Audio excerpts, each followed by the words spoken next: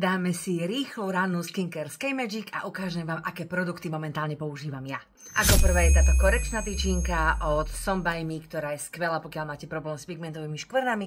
Ja mám tuto jednu už slabočku pigmentovú škvrnu, takže tam a robí sa mi ešte tuto taká slabá, takže aj tam si ju natriem. Druhý produkt, ktorý aktuálne používam, je toner od značky Some by Me, je rovnako s Jujou. Skvelý na zjednotenie pleti, na hydratáciu, pokiaľ máte nerovnomerný tón pleti a podobne.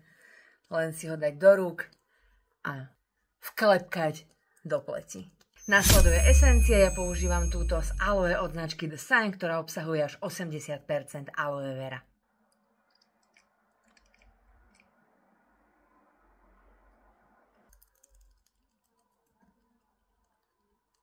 Po esencii nesmie chýbať sérum, toto je od značky Some by Me a je s mačou a toto sérum je absolútne skvelé, pokiaľ vás trápia rozšírené pory.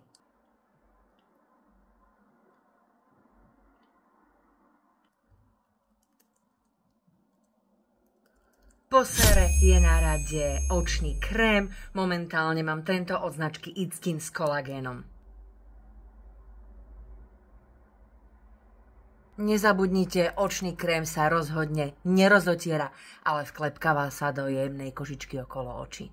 Ako krém mám tento od značky Beauty of Johnson s červenou fazulou. Je to krém, ktorý je špeciálne vyvinutý pre mastný typ pleti, takže rovno ako si ho dáte na pleť, tak vám krásne zmatne. Tým, že je taký gélový, tak sa veľmi rýchlo vstrebe a zanechá pleť naozaj úplne že hebkú a jemnú.